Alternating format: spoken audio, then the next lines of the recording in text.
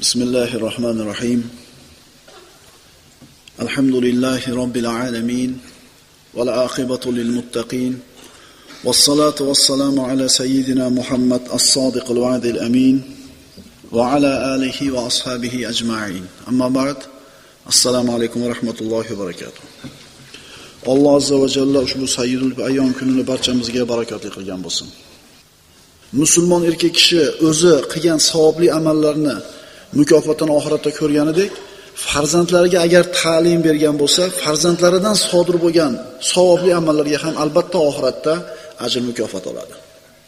Bundan ham ziyoda qilib aytadigan bo'lsak, siz vafot etishligingiz bilan qilayotgan savobli amallaringiz to'xtaydi. Ammo agar farzandlar shariatda talab qilinganidek, payg'ambarimiz sollallohu alayhi vasallam o'rgatganlaridek tarbiya qilingan bo'lsa, siz o'tib ketgandan keyin savobli amallaringiz farzandingiz orqali davom etib turadi. Siz o'ldingiz, amallaringiz to'xtadi, ammo farzand orqali sizga savob kelib turadi. Mana shu berilgan tarbiya qilingan mehnatning samarasi albatta siz bilan bizga oxiratda beriladi. Birodarlar, siz bilan biz mana 12 ta dars davomida farzandlarni iymoniy tarbiyasi haqida suhbat qildik. Axloqiy tarbiyasi haqida suhbat qildik. Bugun 3-chi mavzuni boshlaymiz. Bu farzandlarning jismoniy tarbiyasi. Farzandlarni sog'lom qilib tarbiya qilishlik mas'uliyati. Bugun 3-mavzuni boshlaymiz. Bu mavzu otalarning farzandlarini jismoniy tarbiyasiga e'tibor berishliklari haqida. Farzandlarning jismoniy tarbiyasi haqidagi mas'uliyat. Shubha yo'q, birodarlar, dunyodagi eng ulug' ne'mat bu iymon ne'mati. Chunki inson dunyoga kelib iymon egasi bo'lmabdi, bu inson zararga kiribdi. Shubhasiz birinchi o'rinda turadigan ne'mat bu iymon ne'mati. Endi undan keyingi o'rinda turadigan ne'mat bu tan sog'lik, sihat salomatlik, sog'lik ne'mati. Hadis sharifda payg'ambarimiz shunday duo qiladilar: Allohumma ihdina fiman hadayt va afina fima afayt. Imom Nasoiydan, Abu Dovud, Ahmad va Dorimiydan. Parvardigoro, bizlarni hidoyat qilgan bandalaring qatorida hidoyat qilgin.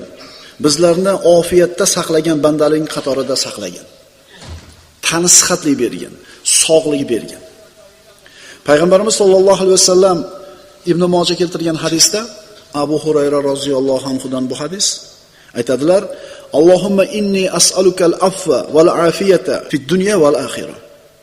Parvardigoro, albatta men sendan dunyo va oxiratda afvni va ofiyatni so'rayman. Gunohlarimni afv qilishingni so'rayman va ofiyatni so'rayman. Salomatchilikni so'rayman. Rasululloh sollallohu alayhi vasallam nimani so'ragan bo'lsa Alloh taolodan biz ham shuni so'rashimiz kerak. Rasululloh qaysi narsalardan panoh tilagan bo'lsa Robbisidan, siz bilan biz ham shu narsadan panoh tilashligimiz kerak. Rasululloh ofiyat, salomatlikni so'rayapti. Payg'ambarimiz sollallohu alayhi vasallam boshqa hadislarida aytadilar: Ni'matani maghbunun fihima kathirun minan nas, as-sihhatu val faragh. Ikkita ne'mat bor. Juda ko'p odamlar bu ikki ne'matdan g'ofil. Shu ne'mat odamlarda bo'ladi, lekin buni bilishmaydi borligini. Bu sog'lik bilan bo'sh vaqt. Sog'lik bilan bo'sh vaqt. Inson sog'ligini qadriga qachon yetadi? Kasal bo'lganda. Tishingiz og'riydi, uxlamaysiz, voy tun shunaqa uzoqmi deysiz. Sovuq o'tib, hojatxonaga tez-tez qatnaydigan bo'lib qolasiz, voy quvuqni mahkam turishi shunaqa ne'matmidi deysiz. Mana xususan qish kunlarida turibmiz. Sog'lik shunday ne'matki, u yo'q bo'lgandek bilinadi. Borligida ko'rinmaydi. Sog'lik ne'matini, birodarlar, boshqa moddiy ne'matlarga taqqoslaganda sog'lik ne'matini bir raqamiga o'xshatsa bo'ladi, qolgan moddiy ne'matlarini nolga o'xshatsa bo'ladi. Qanday qilib tushunamiz? Masalan, sog'likni 1 deymiz, moli davlatni 0 deymiz. 1 bilan 0 bo'lsa 10 bo'ladi. Demak, sog' bo'lib turib, badavlat bo'lsangiz 10. Endi sog' bo'lib, moli davlat bo'lib, farzand bo'lsa 1 0 0 100 bo'ladi. Agar sog'lik, moli davlat, farzand, solih ayol bo'lsa 1000 bo'ladi. Endi sog'lik, moli davlat, farzand, solih ayol va jamiyatda hurmatga ega bo'lsangiz 10 000 bo'ladi. Mana shu 10 000 dan raqamidan oldidan birda olib qo'ysangiz, qolgan hammasi 0 bo'ladi. Ayolingiz bo'lsin, solih farzandingiz bo'lsin, moli dunyoyingiz bo'lsin, jamiyatda bir hurmatingiz bo'lsin, ammo sog'ligingiz bo'lmasa, bu moddiy ne'matlarning qadri yo'q bo'ladi. Zo'r ekanmi? Zo'r ekanmi? Shuning uchun payg'ambarimiz sollallohu alayhi vasallam Parvardigor ofiyat ber menga, sog'lik ber menga deb so'raydi. Chunki inson sog' bo'lsa bolasini tarbiya qila oladi. Inson sog' bo'lsa ibodatlarni chiroyli suratda ado qila oladi. Demak, iymon ne'matidan keyin turadigan birinchi ne'mat sog'lik. Insonning sog'ligi uning shu dunyodagi ro'simoli. Endi hech qaysi ota, hech qaysi ona farzandiga o'zi xohlagandek salomatchilik bera olmaydi. Nima demadinglar? Sog'lik Alloh tomonidan beriladigan ne'mat ekan. Ammo otalar, onalar mana shu farzandlarini sog'ligini muhofaza qilishlikni yelkasidagi mas'uliyat ekanligini his qilishligi kerak. Demak, ota-ona farzandini salomatligi uchun nima foyda, nima zarar bilishligi shart. Bolasiga nima foyda, nima zarar bilishligi shart. Shunday otalar bor. Ayrim o'zini salomatligiga zarar yetkazadigan ishlarga odatlanib olgan, masalan, sigaret chekish yoki bir aroq ichishlik. U faqat o'zini salomatligiga zarar qilmaydi. Shunday otalar borki, ularda qilib qo'ygan ishlari tufayli farzandlarining salomatligiga putur yetadi. Qancha bir mayda, siz bilan biz e'tibor bermaydigan kamchiliklarimiz bor. Mana shu narsa farzandlarimizni tuzalmaydigan kasallarga chalinib qolishiga sabab bo'ladi. Avvalgi darslarimizda aytganmiz, "Ey, ota bo'lgan o'g'il bola, endi sen o'zingni mulking emassan. Endi sen oilangni mulkisan. Agar o'zingga kerak bo'lmasang, ayolingga keraksan, o'sha 3-4 farzandingga keraksan." Sigaret chekishlik. Agar o'zing uchun tasha olmasang sigaretni, ayoling uchun tasha, farzandlaring uchun tasha. Sigaret xususida bir qator statistikani ko'rib chiqdim. Yer yuzida astma kasaliga uchragan yosh bolalarning ichida, endi necha millionligini Alloh biladi, 1 milliontasi otalarini sigaret chekkanligi sababli kasal bo'lar ekan. Yoningizda chekayotgan odam bo'lsa, shu chekayotgan odamdan chiqqan tutunni nafas olib turishligingiz siz mana shu astmaga yoki rakka olib borar ekan. Shuning uchun sigaretni tasha olmayotgan akalar, agar farzandlaringizni yaxshi ko'rsanglar, tashlaylar. Agar sigaretni o'zingizlar uchun tasha olmasanglar, birodarlar, farzandlaringizning salomatligi uchun tashlaylar. Yana qaytarib aytaman, yer yuzida astma kasaliga uchragan yosh bolalarning ichida 1 millionga yaqini otalari sigaret chekkanligi sababli astma kasaliga duchor bo'lar ekan. Ko'zingizlarda katta ochinglar sigaret chekadiganlar. Endi bu tomondan tasha deb aytib qildira olmasak, endi bu tomondan aytishga to'g'ri kelyapti.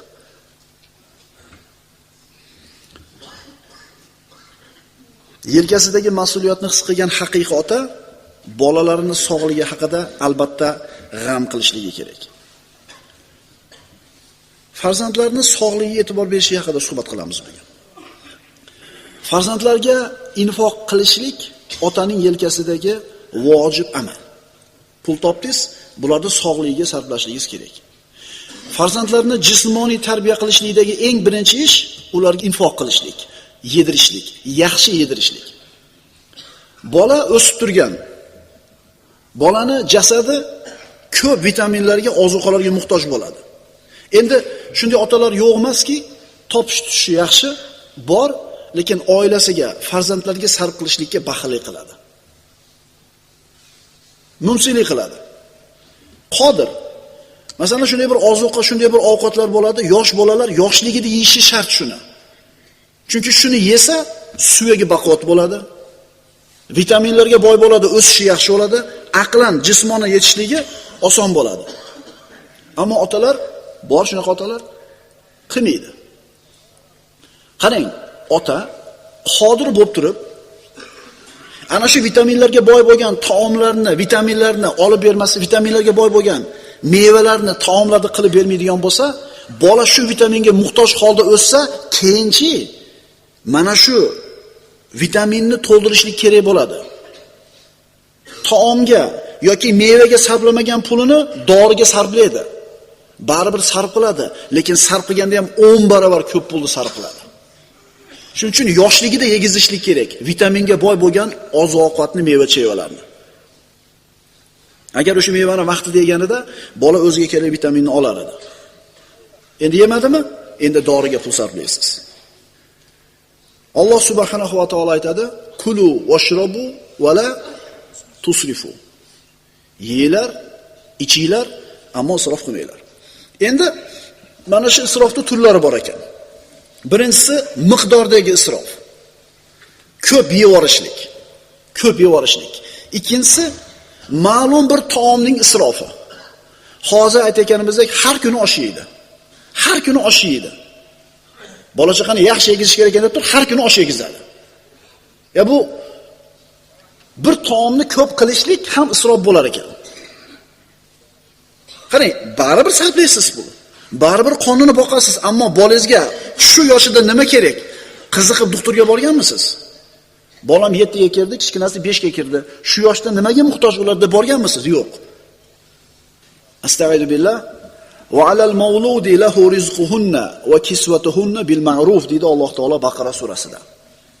Ularni, ya'ni farzandlarni va onalarni yaxshilik bilan yedirib kiydirish otaning zimmasidir. Yaxshi yedirish, yaxshi kiydirish otaning zimmasi. Mana infoq qilish. Hamma ota pul topadi, bola-chaqam deb. Bolasiga sarflash uchun topadi. Payg'ambarimiz sollallohu alayhi vasallamning ushbu daqiq hadisiga quloq tutamiz. Quloq oling. Qala Nabiy sollallohu alayhi vasallam: "Dinarun anfaqtahu fi sabilillahi azza va jalla." Sen Alloh azza va jallaning yo'lida infoq qilgan bir dinor. Va dinarun fil masakin. Miskinlarga sen sarf qilgan bir dinor. Va dinarun fi raqabatin. Qul ozod qilishlikka sarf qilingan bir dinor. Va dinarun fi ahlik. Oilangga sarflagan bir dinor. A'zamuha ajron ad-dinaru alladhi tunfiquhu ala ahlik. Mana shu 4 ta dinorning ichidan eng afzali oilangga sarf qilgan dinor. Qarang, Alloh yo'lida berilgan pul, miskinga berilgan pul, bir qulni ozod qilish uchun berilgan pul va oilaga sarf qilingan pul. Afzali qaysi ekan? Oilangizga faqat siz sarf qilasiz. Endi boyagi miskinlarga, bechoralarga sizdan boshqalar ham sarf qiladi. Shuning uchun payg'ambarimiz aytayaptilar, eng yaxshi pul sen oilangga sarf qilgan puling. Chunki bu oilaga faqat sen infoq qilasan. Agar ota bolasini jismonan yetilishiga beparvolik qilayotgan bo'lsa, bu u tomondan juda bir katta xato hisoblanadi. Bola tug'ildi, ma'lum bir yoshga yetdi, tishlari qiyshayishni boshladi. Tuzatsa bo'ladi. Suyaklari qiyshayishni boshladi. Borib tuzatsa bo'ladi. Ammo tek qo'yib qo'yadigan bo'lsangiz, suyaklari qiyshiq o'sib, nogiron bo'lib qoladigan bo'lsa, balog'atga yetgandan keyin, esini tanigandan keyin shu bola meni mana shunday qolishimga ota-onam rozi bo'lgan ekan deydi, o'pkalaydi sizdan va haqqi bor. Tuzatsa bo'lardi bu kasalni. Qiz boladir, badanida bir qandaydir oq tushib qoldi. Vaqtida borib davolansa yo'qib ketadi. Agar tek qo'ysa, bu oqlik yayiladigan bo'lsa, bu qizni umuman turmushga chiqishdan mana shu narsa to'sib qo'yishi mumkin. Ko'chadagi ishimizni bahona qilibchi, farzandlarimizni salomatchiligiga beparvo bo'lyapmizmi? Albatta bu qilgan ishimizning mevasini totamiz. Faqat biz tortmaymiz, bolalarimiz ham totib qoladi. Qaraysiz, ichingiz eziladi, lekin poyiz ketdi. Shuning uchun bolalari o'sishlik arafasida turgan akalar, ukalar e'tibor qilib qo'yaylik. E'tibor qilib qo'yaylik. Hech qaysi ota, hech qaysi ona farzandini jismida, jasadida nuqson, kamchilik bo'lishini xohlamaydi. Ammo hamma ham mana shu narsaga e'tibor beradimi? Aytdik o'tgan darsimizda. Bolasi nechinchi sinfda o'qishini ham bilmaydigan otalar bor. Nima demoqchimiz bu darslar orqali, birodarlar? Bizning eng muhim ishimiz bola tarbiyasi. Eng muhim ishimiz.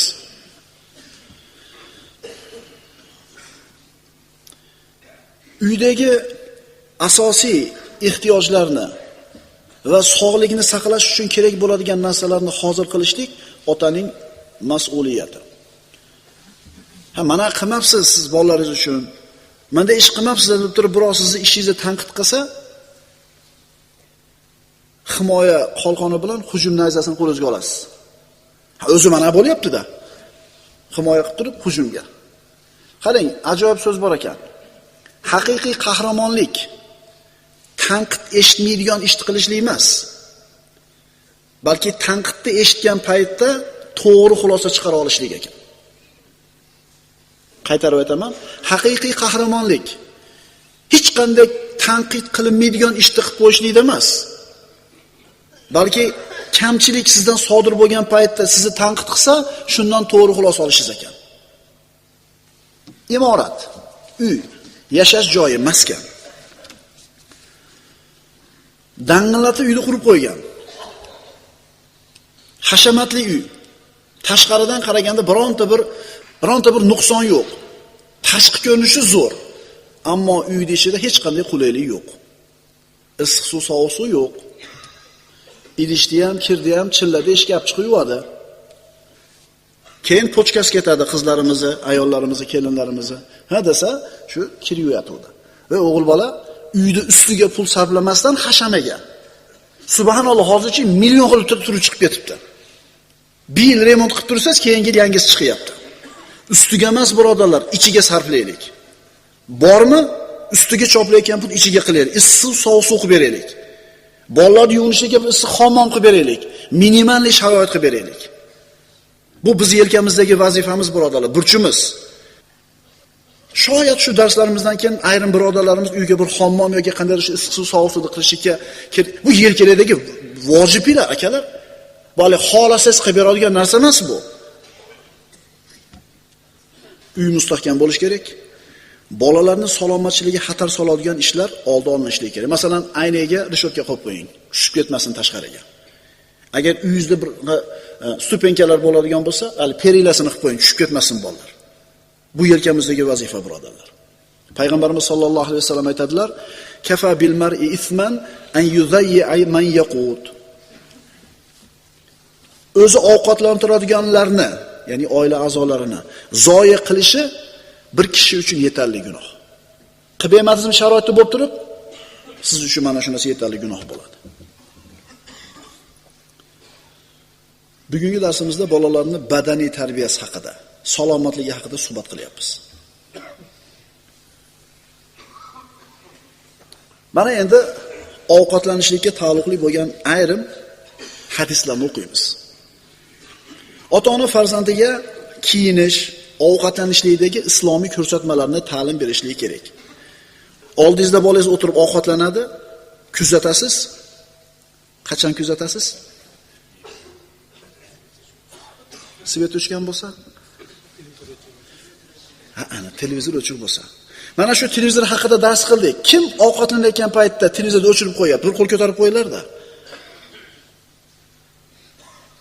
Qolganlar o'chirardi. O'shuning uchun qo'l ko'tarmayapti qolganlar.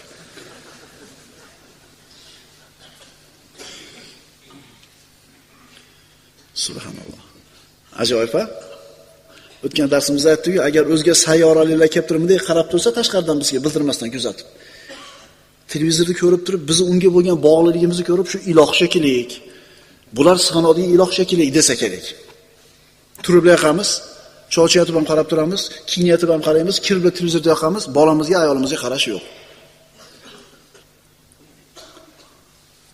Aytdik, televizor yomon narsa emas, bu haliga qilichga o'xshagan narsa, yaxshilikka, yomonlikka, lekin ota-ona bolasini qanday ovqatlanayotganiga e'tibor berishligi shart. Chunki qush inida ko'rganini qiladi. Payg'ambarimiz sollallohu alayhi vasallam aytadilar, Imom Ahmad keltirgan, Imom Termiziy keltirgan hadisda: "Ma mala ibnu adama wi'an sharron min batni." Odamning qornidan ko'ra yomonroq to'ldiradigan idishi yo'q. Qaytaramiz, odamning qornidan ko'ra yomonroq to'ldiradigan idishi yo'q.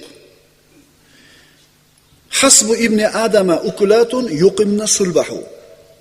Odam bolalariga belini tiklash uchun bir necha luqma taom kifoya qiladi.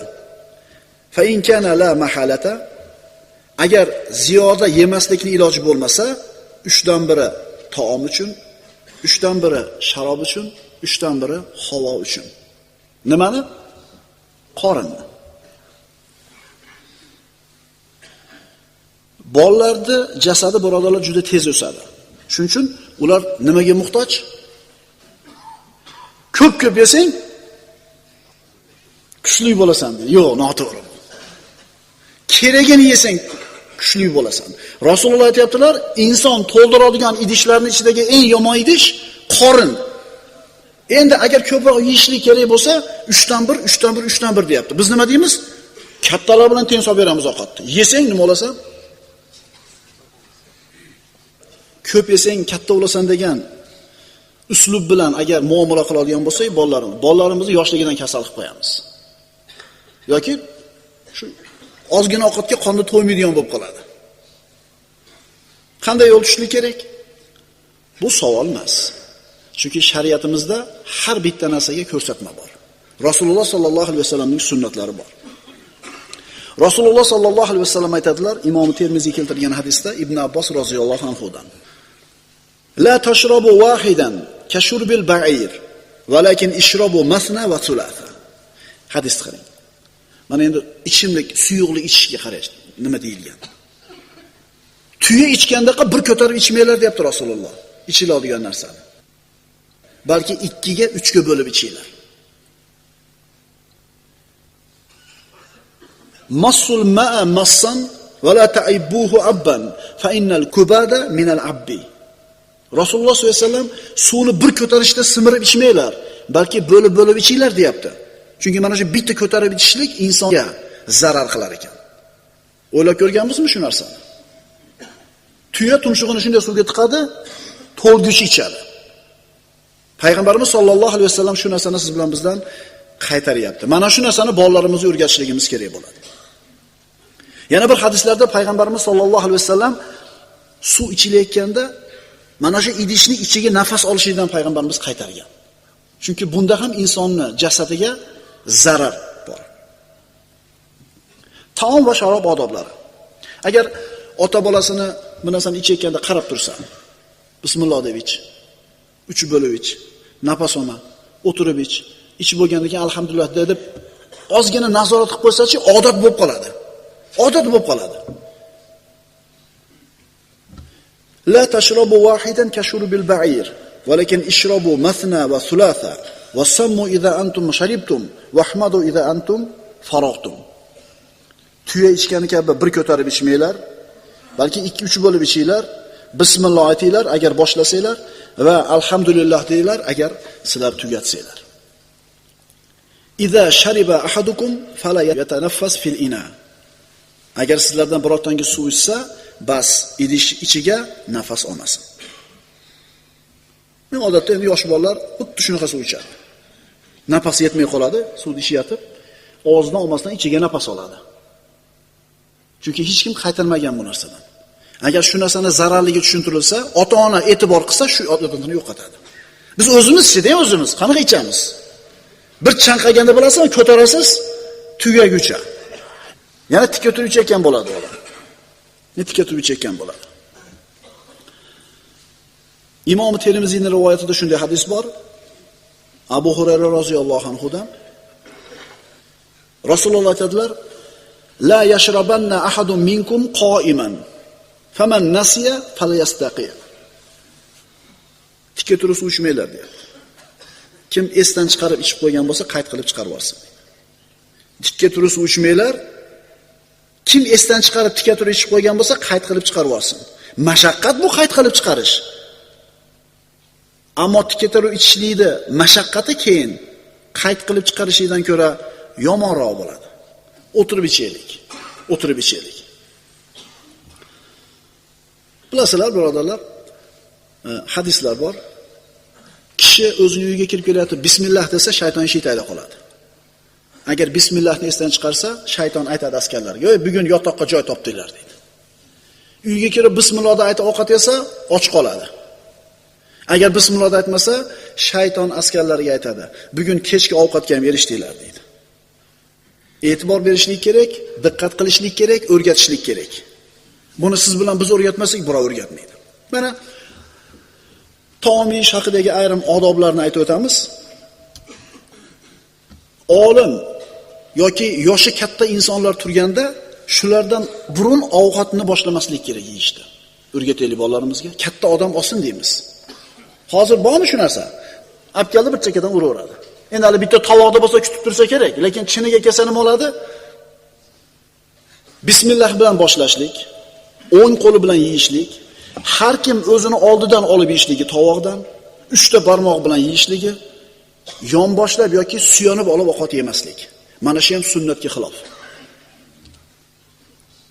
Qo'lidan tushgan va dasturxonga to'kilgan taomni olib yeyishlik, taomni yeb bo'lgandan keyin Allohga hamd aytishlik, ovqatdan keyin 2 qo'lni yuvishlik. Birodarlar, taomning odoblaridan yana bittasi, hech qachon ovqatni yomonlab bo'lmaydi.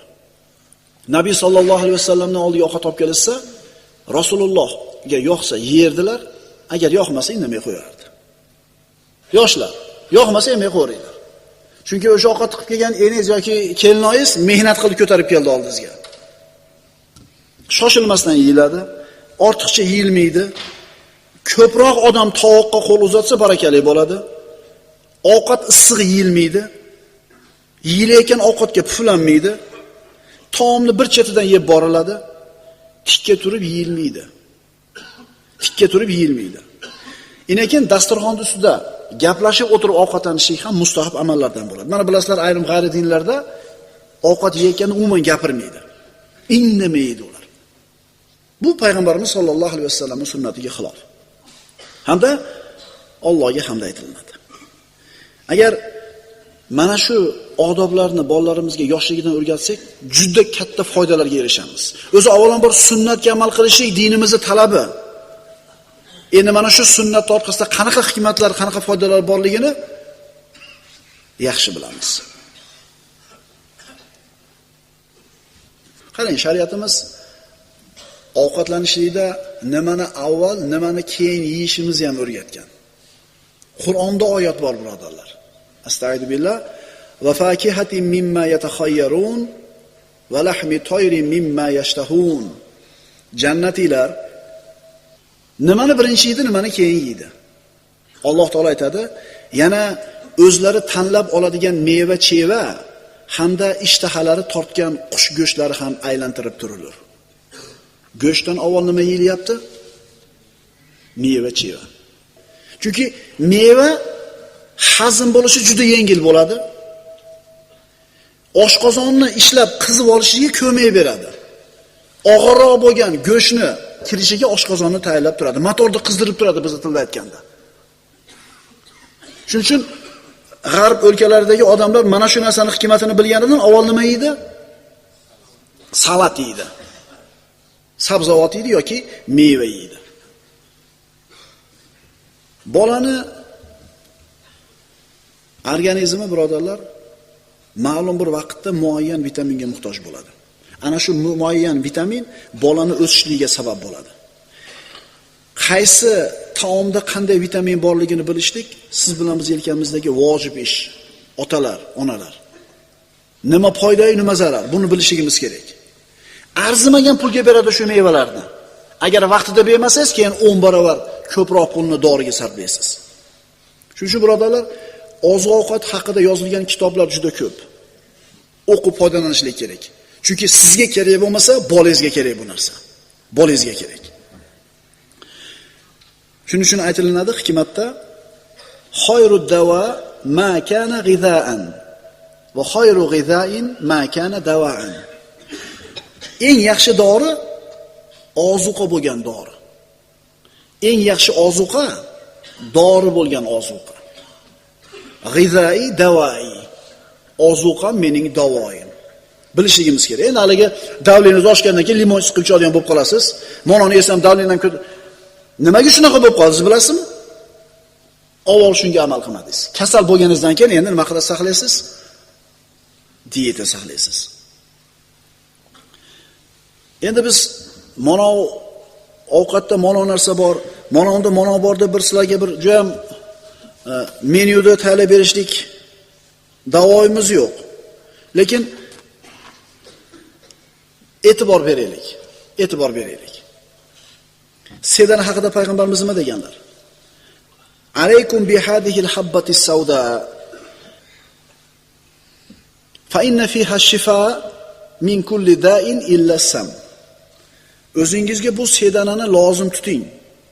Albatta unda o'limdan boshqa narsaga shifo bor. Sizlar biz olib ishlatayotgan aptekani dorilari, birodarlar, shu doktorlarda o'zlarining gapi, bir joyingizga foyda bo'lsa, bir joyingizga zarar. Yaxshi uyqudorini bittan ichasiz, yaxshi uxlaysiz. Xotira nima bo'ldi? Falon ukolni olasiz, beringizni tikka qilib qo'ydi, jigar nima bo'ldi? Bu dorilarda bir tomoni dori bo'lsa, bir tomoni zarar, birodarlar. Ammo tabiiy narsalar faqat foyda bo'ladi.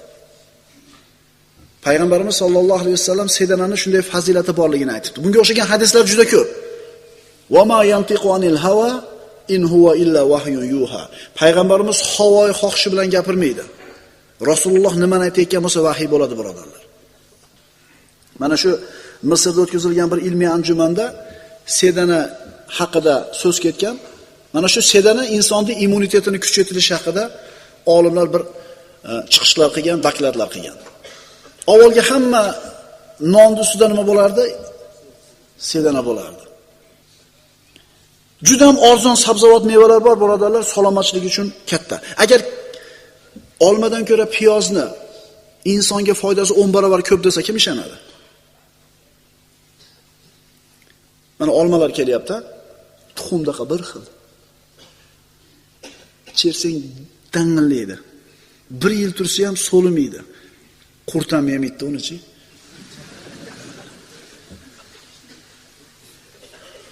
Forma, rang, shakl bir xilda, agar bitta teshik qilsiz tushib ketaveradi hammasi bir xil. Genna modifitsirованный deb qo'yadi bularda. O'zimizni noqatda olmasi yaxshi. Qurti bormi chekasida? Ey, o'ylab yeylik.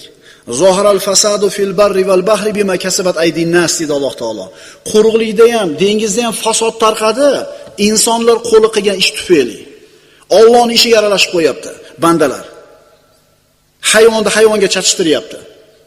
Bir-biriga to'g'ri kelmaydigan mevaga chachishtiryaptiki, kattaroq bo'lsin, boshqa bo'lsin deb. Nimani yeyotganimizga qaraylik, birodarlar. Sholg'omning foydasi haqida o'qiysiz, hayron qolasiz. Karam arzimagan pulga beradi. Chakana vitamin bormi? Birodarlar, bu vitamin emas bular. Bular har bittasi apteka. Har bittasi apteka. Sizlar nimaga intilib o'lyapsizlar, yoshlar? Fast foodga intilib o'lyapsizlar. Dunyodagi eng ko'p semiz kasalligi ana shu Amerikada. 4 tadan bittasi semizlik kasalligiga duch kelgan ekan. Yaqinda bir dokumentariy film ko'rdim. 30 kun faqat fast food yedi. O'sha sizlar o'lib xursand bo'lib yeyotgan ukalar. 30 kunda bilasizmi? 6 kilo semirdi. Nafas olishi qiylandi. 30 kun faqat shu narsani yedi. Ertamanga ham, kechib paytga ham 30 kun yedi, kasal bo'ldi. Shuning uchun qog'ozga o'rab yiltiraq qilib qo'ysa, yevermanglar hammasini. Yeyotgan tovuqlaringlarni qaranglar, plasmassa. Yeyotgan tuxumni qaranglar, birodarlar. Chaqingda sarig'i turmaydi joyda, yayilib ketadi. Rosakam tovuqni tuxumini chaqing turadi, hali karishniy bo'lib o'rtadagisi. Yayilmasdan. Qaranglar nima yeyotganinglarda. Bu narsani albatta salomatligimizga ta'siri bor. O'sha unovi tovuqni yeng. Zo'r.